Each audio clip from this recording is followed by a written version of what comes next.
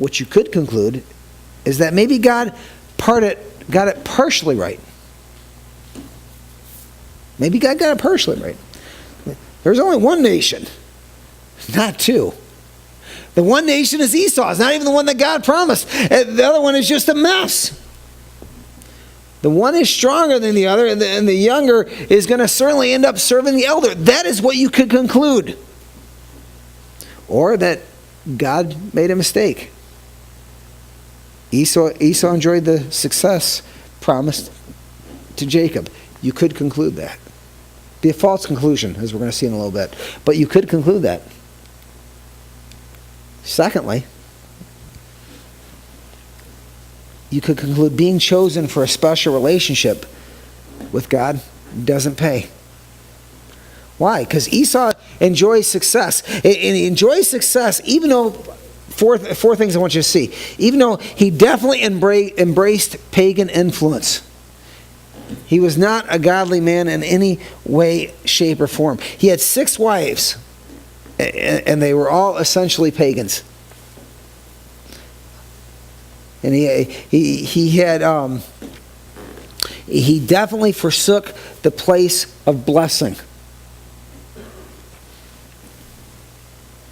Canaan was the place of promise. It was originally given to Abraham, Esau's grandfather. Way back in chapter 12, we saw that, and the promise was reiterated in chapter 15 and again in verse 17. Esau went away from that. He didn't care about that. In fact, he instead just ignored it completely. He abandoned his birthright.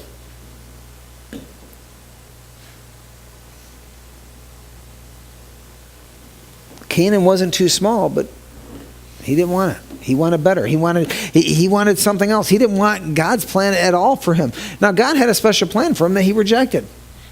Yes, he was the elder, and yes, he was going to have to serve his younger brother, and yes, he was swindled by his brother, but even beyond that, he still could have done something for the Lord, yet he chose not to.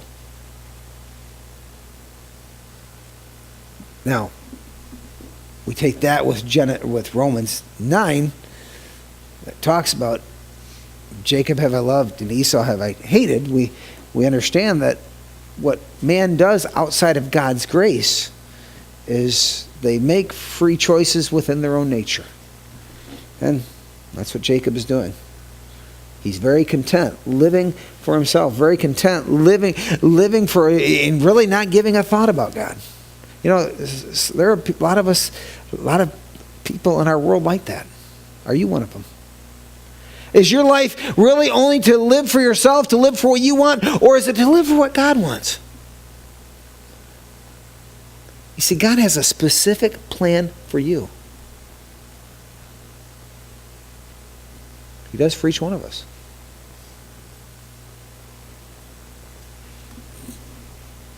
And the problem is we all, as Isaiah said, we're like sheep and go our own way. And if you watch sheep, they just kind of go around aimlessly. That's the way we are without Christ. That's the way we are without God in our lives. Oh, we might look like we have it together on the outside. Esau did. You know, there are lots of people in this world that may look like they have it together.